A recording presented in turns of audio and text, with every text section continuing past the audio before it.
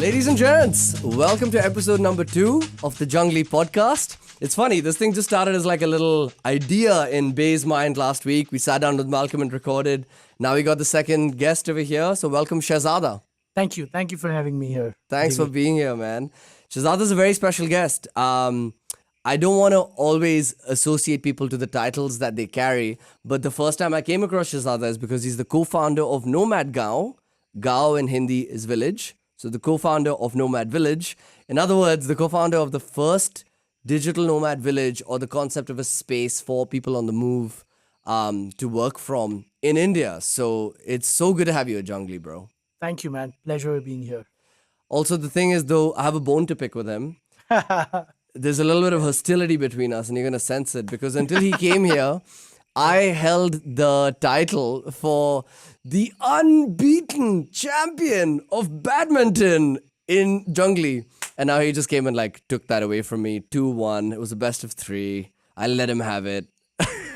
I was playing badminton after 3 years. The first game that we played, Rubbing salt in the wound. He killed me. He won by 7-2, I guess, the first game. and then I was like, bro, we need another one. You got the hang of it. Yeah. But So that's a little plug that 2-1. Jungly has a badminton court, and we have lots of fun playing over there in our little covered court. But yeah, without further ado, the Jungly podcast, as a reminder, if this is your first episode and you've not seen the episode with Malcolm and the little bonus episode with my dad, that's the story of Jungly. That's kind of like... I love that one. Thanks. He watched it last night at 1 a.m. and he said he watched I the story messaged him of last Jungly. night once I was done with the podcast. I think watching the story of the land when you're in here and then you get to see the factory the next day, which is what he did, really brings a whole new layer of meaning. So thanks for taking the time to get to know our family's story. That's really sweet of you to have taken 30 minutes out. But yeah, the aim with the Jungly podcast is to shine a light on people that have decided to turn left off the motorway or off the highway, build a life of their own. And whether that means questioning norms like what you define home to be, or what you define work to be, or the intersection of the two, or creativity to be, or community to be, and how you stitch all of those to make your version of your dream life, that's the people I'm sitting down with and asking some hard questions about too. But before that, man, I would just love for you to share with the Jungly community like who Shahzada is. So how would you define yourself? Shahzada is work in progress. Nice. And has always been work in progress. Construction site. And and would be in work in progress. Because I think I'm curious to learn, grow, and evolve every day. That's what I thrive for. I believe in learning through people, learning through experiences. Solid. As we were discussing today, that we graduate from phases. Yes. And I've had multiple phases over the years where I've embodied different identities. Okay. From an identity of a dancer in my teenage. What? I was a Bhangra dancer. But nice. Okay. So you were a Bhangra dancer growing up in Bhangra, hip hop, freestyle, a lot of dancing in my teenage. From the age of 10 to 16, a lot of dancing. Feeling a little bit better about the fact that he smashed me at badminton now. Yeah, go on. The movements, the flexibility. And my back was hurting that day, by the way. Yeah. So I've embodied I've embodied a lot of identities over the years. Nice. Of a dancer, then went to Bombay from a small town, born and brought up in Hisar, which is the Jindal town we were discussing this before. So I went to Jindal school. My father had his family business outside Jindal Hospital, a medical store. So Jindal is ironically, coincidentally, a steel factory. So you went from one steel factory and now you've landed up at what was the supplier to that steel factory. That's really funny. So from there, went to Bombay, had a lot of identity crisis there, coming from a small town, to dropping out, then started working in travel. And when I got my first internship in travel and tourism. I worked for Mercury Himalayan Exploration, which was Okay. at that time one of the best travel adventure companies in India. They would Nice. support History TV 18 shows, Nat Geo shows, and they would have rafting all across the northern part of the Oh, country. beautiful. I was so lucky to work with Dilshad Master. She's been a guiding light to me since then. That was my first work, stepping into an office. Like, unlike, you know, Australia or the US, where you get to do real work when you're Younger age? younger Yes, age. yeah. We don't have that concept. We So, don't, yeah. I think I was 19 when I did my first internship, and I went to an office for the first time, other Amazing. than my family business. And you were in college at the time, but you were like yeah, already it was knew a- you were pulled by travel, and so went to that place. It was a summer internship, and I was super confused when I was there. I was 18, 19, and I had that deep conversation with my mother of what do I want to do. And now when I look back, I shouldn't have been that tensed about that. What do I want? I was just 19. I could have just gone with my college, but Can I ask you a question Yeah, here? yeah. Did you feel at that, formative age that the answer to the question, what do I want to do, is something that you would have had to stick to for life? Is that why you felt tense? I did. Yeah. I think that's how we were shown the world. Exactly. Stigmas, and there's like a beaten path that you have to take. You do this, Right. you find your career, you find an industry, and then you Yeah. grow into that. And then at the end you can say, I am a this. I am a this, I am yeah. a that. Yeah. Right. But very interestingly, I had that conversation with my mother, and my mom asked, like, let's journal it down. Let's write it down. What are Wow. your strengths and weaknesses? And from there, Holy it cow, comes that's out. amazing. What do I really enjoy doing? And the answer came, I just love going to new places. Nice. And I also knew that I love hosting people, because I think that came from my family, because we hosted a lot of people over the years, like weekend parties, or just relatives and friends of my parents coming over. So the acceptance of people coming over to our house was celebrated. So I Yeah. think that just I see that in you as well. So that just became a part of our identity of we love hosting. Right? Hosting, allowing people to feel at home. Right. Nice. So getting back to Mercury Himalayan Exploration, I got an internship there. Dilshad Master. So luckily, she was an OG. She was the vice president of National Geographic India. She was the one who launched UTV movies and UTV movies action in India. Holy cow. She was in media with adventure travel channels and mainstream movie channels. I was super lucky to be working with them. Yeah. So working at Mercury Himalayan Exploration as an intern just opened a lot of horizons for me. That I like to travel. B, there is a career in travel. Yeah, So I just right. got interested in the other aspect of travel. Yeah. Long story short, I traveled for Mercury Himalayan Exploration across Uttarakhand. Oh, wow. And I wrote blogs for them. Nice. At that What a time, cool job. that was like a life-changing experience. Dream Then job, went yeah. back to college. Hated my college even then. What were you studying? I was studying Bachelor's of Business Administration. Okay, there's worse things to study. I mean, it was a very general course. I mean, Yeah. you could probably later choose your specialization. Right. It was a good playground to know about business, accounting. But I was feeling that I'm not really getting any real world value here. And parallelly, so I in one of those days while I was contemplating this, I got a call from my mom.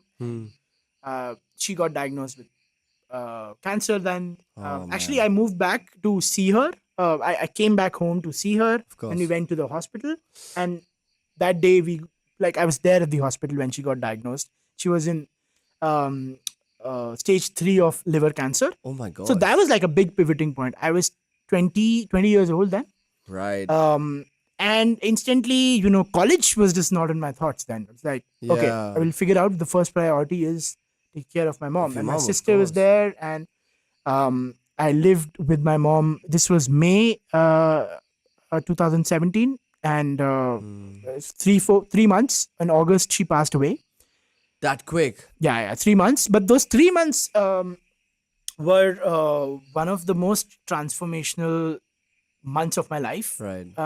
As you were mentioning before that blessing in disguise. So this Yeah. disguise, but For that, context, we recorded another podcast just before this for his podcast where I shared my story with him, and now we're flipping the script. But we'll link that one below as well. Yeah. So the blessing in disguise, what was it in this like pretty tragic so situation? it was super tragic, but I think that those 3 months built character in me. Right. At a very young age. Right. Because I was handling my family business Right. where Which is? which was a pharma store. Medical store, right? store. Yeah. I had no idea about how to run a business then. And each day my mother was her health was getting worse. So I couldn't really go to her also and ask for advice, what to do. course. So it felt like I was just by myself in this wild, mad world where there are employees that I have to take care of, do purchasing, do sales. And you're 20 years old. And I was 20 years old, but thanks to the goodwill of my parents, like they were my family's friends who would help here and there and guide me to do things. But they were pretty challenging years, all challenging months, and also to just process, the future that lies. Because the doctor said like my mom would not be able to live for a long time. Yeah, So parallelly, while I was handling the business, I was also sending reports all across the country, finding that way to find a treatment for her. Right. So regularly, every week, going to Delhi, taking my mom along. She would get admitted every few weeks. So it was pretty, Tough for times. sure, it was challenging, but it was also a lot of character building happening during that time. And I didn't get time to process my father's death because he passed away in a car accident when I was 15. So just 5 years before your mom got diagnosed. yeah. So that was very sudden. So it came as a shock. But this time I had that time to also process what is going to happen and how things would evolve and where do I belong then and what's my identity? What do I want to do? What's the purpose? Who will I be doing things to? I mean, when you are 20 years old, you want to do most of the things for your parents. Like, Yeah. I want to prove them. I want to do this. I want to show them and- I'm capable of this or that. Yeah. It's so funny, isn't it? So it was like, who would I be doing and what do I really want to do? Yeah, so what matters? And then seeing mortality.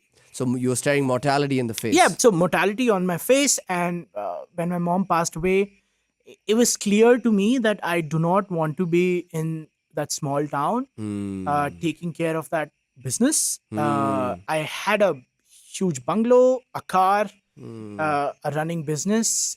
So from the outside, it looks like Looks like why would the you want to life live is anywhere sorted. else? Yeah. I mean, yeah.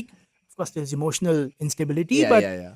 you should be here and just take care of everything here. Correct, But I was yeah. so young, and I always wanted to travel and be in more places and absorb from there and learn from there. That it was clear that I want to go out from here. Also, when you live in that small city and such tragedies happen to you so quickly, people start looking at you from that lens of sympathy. Yeah, right. And dude, that is really not good for you. No? That's addictive Because you want that little. because that comfort that comes with that then you start sympathizing yourself and you start living in a victimized Victimhood. and that's the barrier for your growth. Wow. So that I is had such to- a big call. I had to leave and Bizarre. be in some place where people don't know that part of my story, so that I could redefine my identity and look myself from the other eyes. So I was like, what do I do? I was like, okay, I want to travel, but this is long. Cutting a long story short, there were a sure. couple of months where I was just not able to, just so hard to process. Like, thanks to my sister who Yeah. was there for me, and I crashed at her house in Delhi Yeah. for a few months, just smoking packs of cigarettes and with super depressed. And I think it was It's the natural. lowest of lows, Lowest man. of lowest. But then, spirituality sort of happened in my life. A friend of mine introduced me to this practice of yoga, and I got into that. Nice. That just completely changed my life. It got so much positive energy. Started pulling up from Yes, that. and I lowest became a of low. vegetarian then Yeah, nice. by myself with nobody told me. It just just happened. naturally came to me. And so those 2 years, I got a vision to. Sorry, where were you in those 2 years? Still Hisar? So Delhi, Delhi. Okay. and Hisar, between that, Between the two? but my sister has been my guardian. That's and so was living beautiful. with her. Then I got some positivity in my life and a completely different perspective. Hmm. That practice and just this new lifestyle that I chose Hmm. just gave me a perspective that okay, let me look at the positive sides of the This- situation that where I am. I don't Holy have any God. responsibility, so let me I don't have anyone to Answer to? take Yeah. care of, which looks a little dark when I say this. But I mean, that was the only light from the tunnel that I could see. Like, let me just leverage that and build What a something on that. beautiful way to find positivity in this situation, Yeah. man. I think that's the best takeaway you can have from it. And I know what you've done with your life from that moment. So I'm excited to hear this next part. But yeah, what happened after that? You find this positivity. You can now live a life where you're living on your own terms. Yeah. What do you do from there? So I was always traveling all this while. So I would live in Varanasi for a few weeks, and Okay. then would go to Rajasthan. So travel was happening, domestic travels here and How? there. Like you just had a car and you're like, I'm just gonna go places, and you No, had that courage. just trains and Trains? and good thing that my family left the business which I leased later on. Oh, So smart. that business would give me like a monthly Little thing, income? and then the house Yeah. that I had, I rented it out. Rented it out, So there was great. this money coming in. Great. But then I was like, okay, I was very curious to learn about photography and videography then. Okay. So I enrolled in this 2 months workshop in Delhi, and I was learning about filmmaking and photography. And then I started volunteering with a backpackers hostel. Okay. It's called Jugaad Hostels. Oh, that's the best name. Yeah, In Delhi. in Delhi. Now they're called J House. Shout out to Yash Bhai and Udit Bhai. Jugaad means like hustle in India. It means like make a solution out of nothing. So that place was an amalgamation of people from so many countries just landing in Delhi and coming there. So it was my time living abroad because I was interacting with different cultures being in India. So I was So being in this hostel, you could meet people that were coming people from all over the overseas, world. And, Yeah, and this is like, what year is this? Right. Before like This is 2017. right. So before they this were- recent domestic tourism boom, which brings a very different kind of traveler. Correct. This was like your OG nomads. So that just OG traveling. nomads, Right. 95 to 98% people were from all over the world, like Yeah, real nice. backpackers. When Instagram was not the core reason for you to travel, it was way beyond. So British, American, Australian, people from everywhere, all over Europe, Africa. That living with people from across the world just broke so many enculturations that we have, how we think about the world, Yes. the norms that we build on ourselves. So you start unlearning a lot of things, Unlearning. which is so important. Then learning is important, but unlearning also Yes. of things is very important. Becoming friends with people, and Yeah. and I never shared a word with them, but I became friends with them after my tenure as a volunteer. Yeah. So yeah. I think volunteering was also, when I look back, really helped me look at the world in a very different way, because I got to interact with working organizational structures of different countries Right. temporarily, Yeah. without with the pressure of salary, The this, money that, and the everything. money and that. But I got that glimpse of different cultures. I just So- want to take a pause there to like use this as a really important takeaway, because I've met so many people. I would get messages from so many people on Instagram and seeing me doing my music travel thing saying, "You're so lucky. I wish I could do this too."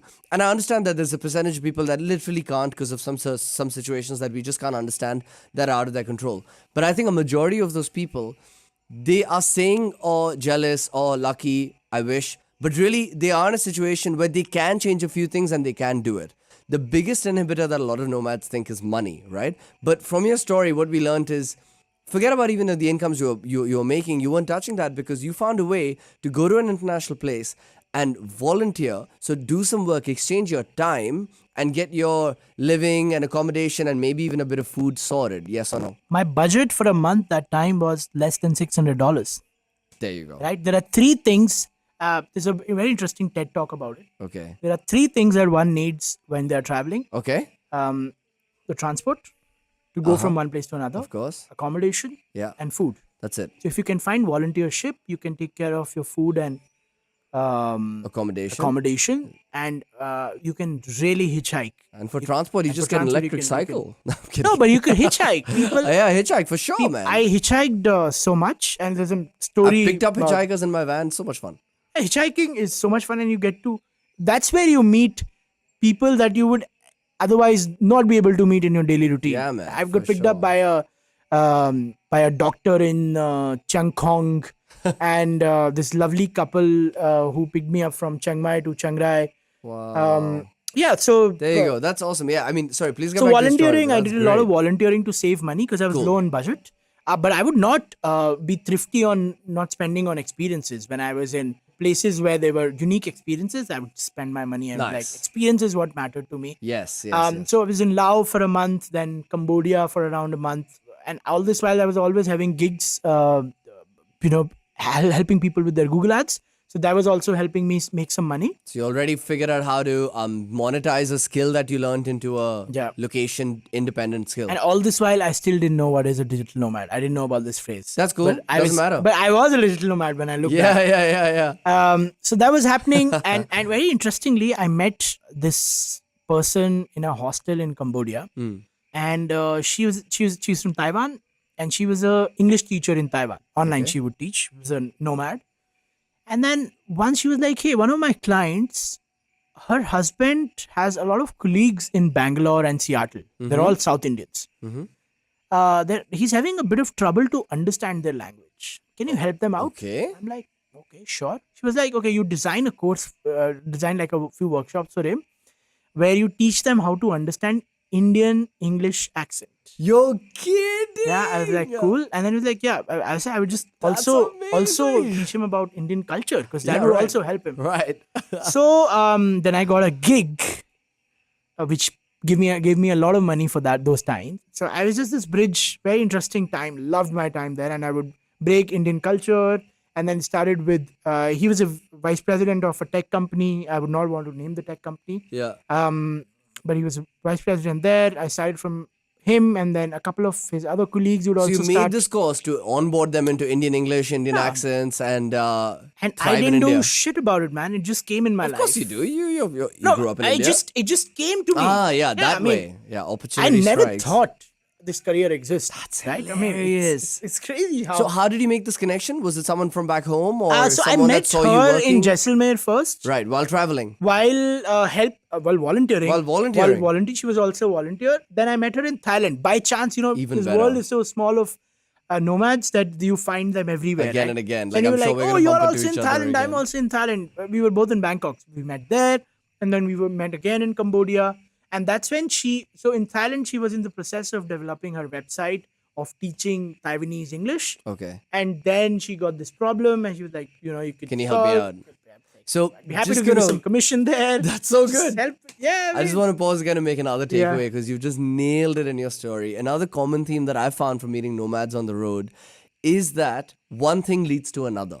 Right? So if you're about to start your nomad journey and you're like, "Oh, I don't know, I have only this much money for this month." And you think that that's all you have. The reality is if you just start and if you just walk on that tightrope, you don't know what's around the corner and who you'll meet in a hostel in Jaisalmer that's going to give you a very lucrative job for something that could come relatively easy. Like the work, I'm sure, was like, Yeah. you can smash that. It was easy, plus it's something that I really enjoyed. doing. Enjoyed, I there would you do my go. research and then do those lessons. And you So- can't find that job online. You know what I mean? Like it'll only come from the road. Yeah. I mean, so you could that's put yourself great, on man. Fiverr, and the chances of someone having that specific problem and finding you on Fiverr is tough. But these days there are anything right, is something that there's someone there who needs to learn that, Yeah. who wants to learn that. So if there's anything that you're good at, you can put yourself out there on Fiverr, on Teachable, make a course. The world is so call. technologically connected right now. Yes. Any unique skill that you have is useful to someone else. Nice. So that's what I learned through that. Leverage anything that you know, Yeah. and which the world would say this is. I mean, I don't know if you could monetize this, but you sure can. I applied on Workaway. I got this gig to live and work from an English center. So Vietnam has, at that time, 2019, had a lot of English centers. Okay. Because the country and economy was growing, and they wanted to, communicate and do business with the entire world. Right. But the language was a barrier.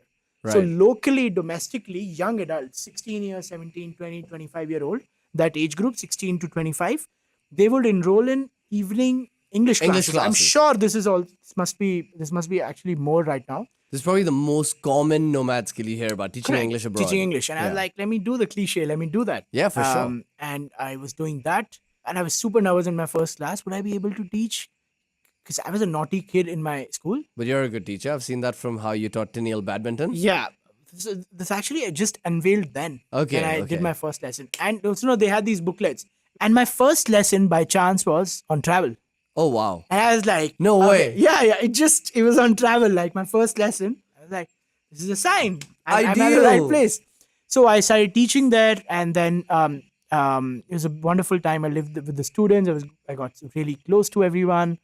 Um, and I met my then girlfriend there. Oh, wow. Cool. She was my colleague there Okay. teaching. Then living there for 2 months, I was getting really comfortable. Everything is taken care of, so that even as a nomad, you get sometimes so attached to the comforts, Uh-huh, right? uh-huh. Comfort makes you want to move on. And you have to realize this, that you're getting super comfortable here. Yeah. Where's the adventure gone? What was your purpose of coming to Vietnam? And my purpose was to save money, buy a motorbike, and travel from south to north. And I was like, let Love me it. do that, even though I have all this warmth and I have all this people and community Yeah. with me, but let me Time to go go. on my own path. Yeah. I bought this Suzuki 110cc scooter Oh, for cool. 16,000 rupees. Okay. I don't remember how much would that have been in dong. Anyway. So I got that. I put my backpack over it. I got some raincoats. It was raining, and then I started traveling up north. Hit the In the road. road, 20 days. I was in the middle of the country. I went to Da Nang. I went to these untouched villages in Vietnam, which nobody knew how to speak English, and as a vegetarian, it was super tough for me Oh, I can imagine. to tell them. The only thing I would tell them is fried rice, veg fried rice with no fish oil. That was what I Jesus. was eating for the longest time. But it was so much fun. I traveled from south to north. Okay. My then girlfriend also joined me in the middle of the trip, halfway in Danang, and we were at one point we were two humans and two humans bags on that 110cc scooty, and we traveled around 1800 kilometers What? on that. It was super crazy. I mean, That's an adventure of a I can lifetime. only do it at 23. I wouldn't be able to do it at this time of my life. But yeah, those were the years that changed something fundamentally in me. You experience that magic of travel, Magic of of nomad travel, man. life, of That's how tomorrow can be anything. and I saw serendipity so close to me, like Right. how the right people at the right time just come to your life. Of And, course. my belief in that the universe has a plan for you. All of that just A lot of meant- coincidences on the way lot that of is just, it can't be coincidences. scripted. Yeah. Then I came back Beautiful. to India and I had the biggest cultural shock, the reverse cultural shock. Yeah, that happens. And when I came back to India, I was like, wait, this is where I'm born. This is my, like, This can't be. the how the human dynamics, how the traffic, how everything. It took me like a few months to sort of adjust back to finding my identity back here in India. That's beautiful that you're able to see the hardships that you faced as a teenager and in your early 20s in such a positive light and with relatively quick recovery time. I hope you do give yourself credit for the fact that you carry that kind of strength. Because one of the experiences I had, as I shared with you when we were hanging out, is I went to this experience called BHX in Ladakh, where a bunch of creators come and live in a bungalow for a week. And we, initially started by just sharing authentic stories about who we are and our stories so far. And one of the common things that I saw is someone losing a parent was probably the most tragic thing that could happen to them. And I can understand that. Like, it makes sense. The fact that you had unfortunately lost both in a span of 5 years, but are able to move on and see it in such a positive light compared to some fully grown up adults that I met there that lost their parents at a later stage in their life and are still years later. I'm not saying that, of course, I know that, for example, you have rituals like every Feb 1st, he does Vipassana, where he actually goes to a silent retreat because that's the day of his mom's birthday. And I think that's such beautiful rituals that you keep doing. But a lot of people I met, they were still struggling with just the processing of it. And the fact that you've come out this side and so much stronger is a testament to your character and to your grit. Wouldn't have been done easily by anyone. Also, the fact that you've decided to become a nomad and realize that tomorrow is not guaranteed is just such a strong takeaway. How me and my sister saw my mother Mm. processing the sudden death of my father Right. was the process that I took when my mom passed away. Oh, Because that's really- she just she took care of the business the next day, like, after a few Yeah, days, and then she right. grew the business and she took everything head on. What a boss. And she was a boss lady, and Yeah. so if she could do it at her Then, late 50s, and I mean, I had to be doing making positives out of the situation. yeah, That's what I learned through her. that's beautiful, man. I can imagine that she'd be so proud to just be hearing you saying that she could pass the baton on, and you can only connect that definitely looking back. So I guess I want to ask more about now recently. So after you experienced the magic of travel, you did Southeast Asia. He's also spent time in Russia, a place that doesn't naturally scream digital nomad, but he wanted to really explore something totally opposite, and he found himself in parts where you were quite lonely and in an offbeat place, but you found a way to get through it and have fun and make friends even in Russia, which is great. You then came back to India, and tell me about the Nomad Gaon chapter. How did Yes. that get started? Yes. So this is actually started when I was in Southeast Asia. When I came back to India, and during the time when I was going through my reverse cultural shock, Right. I wanted to be like, okay, I can actually be anywhere, right? So I was like, let me go explore Goa. So one of my cousins had a house there, a villa, which he had bought recently, and nobody was living there. And I was like, can I go and live there? And he was like, sure, go. Here are the keys. So I was like, okay, I have a really nice house with a pool to live in. Lucky. And all I have to do is find a co-working space now. Nice. So I settled in for 2 days in that house, and I found Nomad Gaon on the Google Maps. And I Beautiful. put co-working spaces near me, and it was just 2 months since the inception of Nomad Gaon. Oh, I had no idea you walked in as a And customer I first. was the first Indian customer that Nomad Gaon had. Are you serious? It was The all first- foreigners at that all point. foreigners. Right. I was the first Indian customer, and that's when Because they got the concept more than Indians did, right? no, yeah, I mean, digital nomadism or remote work was also pre-COVID not a big thing in India, True, true, true. right? So when I walked in to Nomad Gaon and I felt the warmth of everyone, met Sorry, I just want to Mayur say you were also the first Indian at Jungli. we've had and there. we've Yes. had Emily, Malcolm, Tennille, Chase, and then Yeah, you. So yeah. that's pretty funny Yeah. that you're the first in both places. But go on. Oh yeah, I never thought about that. Yeah, Good. I just Yeah. realized. So I met Mayur and Joy. Joy is Mayur's wife. It just felt like family, and what they were doing is incredible. So I used to work there for like a couple of months, and then I moved back to North. In March, I was in Varanasi when 21st March.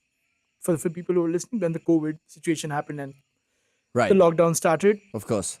Mayur gave me a call randomly. Okay. And he's like, the time is here. Remote work is getting taken off. popular. Everyone's working from home. This is our chance. So You need to Mayur go and Nomad Gaon out was and- celebrating when COVID came, hey? I mean, we were, yeah, it was like, okay, this is an This opportunity is good for business. to take remote work mainstream. And I was the head of media that time. Okay, okay, got it. Which, by the way, is the first time I heard Shahzada's voice, and it inspired me when I was in Bombay before going to Himachal and the mountains for the first time. That are there other digital nomads in India? Am I new? Is there anyone else like me? And his podcast showed me that there's this whole community, and I even found out about Nomad Gaon, and now he's here. So on another podcast, so that's great.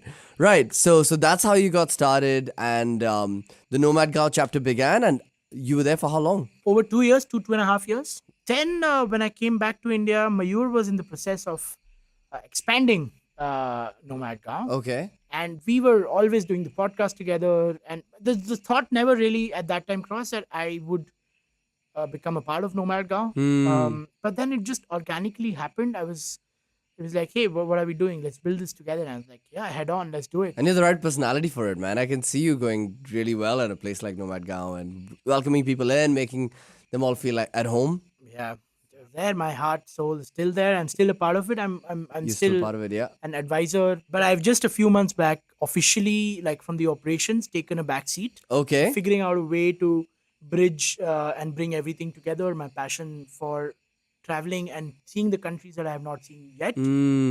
Adding value and bringing the nomadic experience I have experienced and bringing that to other people. Mm-hmm. And in the process, see if I could make some money. Beautiful. So I want to really bookmark that because last night we had a marketing strategy jam with Tanil, a workshop that she ran for Shahzada to workshop this idea that he has at the moment that we won't share much of right now, but we'll just share like follow this space. And the themes are for Shaz to help other Indians to kind of experience this life that he's had. But there's obviously many ways to approach it. So I'm gonna let you share that when it's time. Yeah, I mean Indians or Asians or everyone. I mean, Yeah, of course. Sorry. inclusive Yeah. to everyone. But I do see like a big gap where Indians. I don't see a lot of Indians out there traveling. It's Very true. changing very rapidly. Hmm. But if I am a patriot now, I love my country and Beautiful, to man. bring that value and the impact that nomading and travel brings to your life, Yes. and to in some way give back. Help. Yeah, share it. yeah. And make something that really speaks to our communities, our country, because we do have a slightly different way of communicating than like this international newsletters that you get. They're great. I read them, I engage with them, but they don't feel as relatable. So I understand. Well, for me it's different because I lived a lot of my life abroad, but I would understand if it was the part of me that was just the Indian part of me, it can sometimes feel a little hard to engage. But I think it's a really beautiful project you have coming up. I know we've not shared much, but I'm sure Shahzada will. And when it's live, he's very welcome to share it in the group, as he knows, because it's very relevant to nomad life. But yeah, man, just to wrap it up, I would love to ask you. So, Jungli, the idea is purpose-based living. People come here with an intention, and I know yours was a short trip. And like we're gonna be really honest, one of the purposes was to record a podcast, the Remote Explorers podcast that we just recorded before this one, and we just smashed it. But what were any other intentions that had come to mind that made you want to come here? And the second part is, how well did you fulfill that intention? So there are three stages. Number one, learning about what you're building. Super Okay. curious and excited. Okay, how would that turn out to be? Then being part of the group and seeing the evolution of the place happening in front of me. Nice. I genuinely felt a strong connection through the group. So that was to see this in real life, what he's building. Especially as a co-founder of a nomad village, I can Yeah. understand. You'd be like, oh, let's check it out. B was to connect back to nature because I was Nice. also missing that in my life. Too much of digital tech, Yes. laptop.